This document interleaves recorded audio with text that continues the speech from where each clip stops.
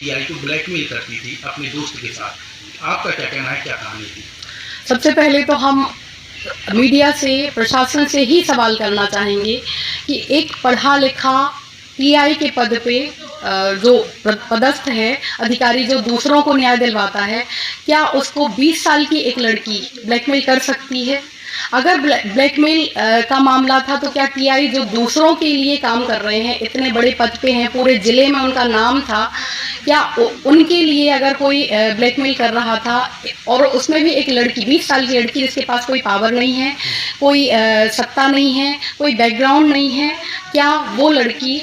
उनको ब्लैकमेल कर सकती है? या इसका उल्टा हो सकता है कि लड़की से ऐसा कोई काम करवाने के लिए उसको प्रेशराइज किया जा रहा हो, या कुछ ज़बरदस्ती की जा रही हो कि तुम ये करो नहीं तो तुम्हारे ऊपर केस कर दिया जाएगा, तो उसने उसका विरोध किया हो। क्या करती थी बेटी आपकी टीआई के साथ? बेटी टीआई के साथ में टीआई ने हमें ये बताया था कि बेटी उसको कुछ अंडर क्रॉप या कुछ पुलिस के वर्क होते हैं जिनके लिए उनको बिना वर्दी वाले लोगों की आवश्यकता होती है जो शार्प माइंडेड हों, और इस चीज़ के लिए हमारी कई बार बहस हुई है। बेटी हमारी बात नहीं मान रही थी पिछले 6-8 महीने से, और बार बार हम मना करते थे, उस पर हमारा झगड़ा भी हुआ कई बार, और टीआई ने खुद आके हमें बताया, समझाया कि हमारे साथ में काम करती है तो आपको कितना पैसा मिलता था बेटी को?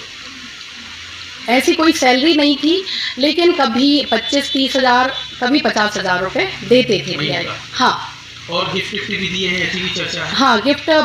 बर्थडे पे गिफ्ट दिया था, सोने का नेकलेस जो 15 से 18 ग्राम का रहा होगा, जो पुलिस को दे चुके हैं हम, और एक दीपावली के आसपास ईयररिंग्स गिफ्ट दिए थे, जिसके लिए मतलब हमने मना किया था, और मीडिया में बार बार कह रहे कि डायमंड, पर डायमंड का नहीं, गोल्ड का था, और उसके लिए हमने बहुत बार मना किया था कि इस तरह के गिफ्ट आप नहीं दो।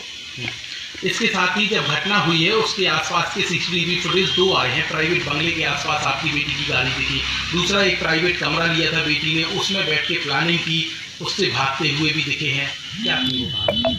बंगले पे जाना, हम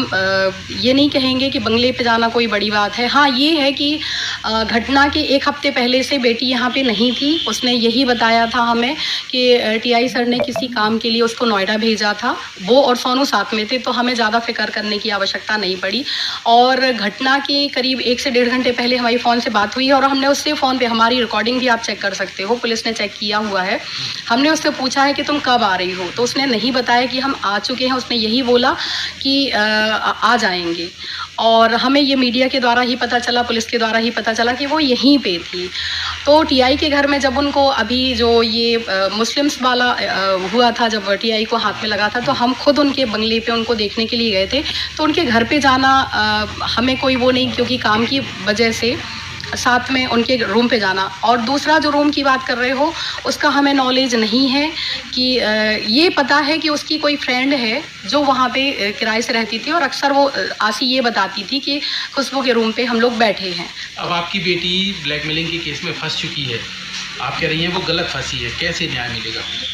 इसके लिए हम सबसे पहले मीडिया से अपील कर रहे हैं कि जो मीडिया में इतना गलत बताया जा रहा है, बोला जा रहा है, प्रशासन से अपील करते हैं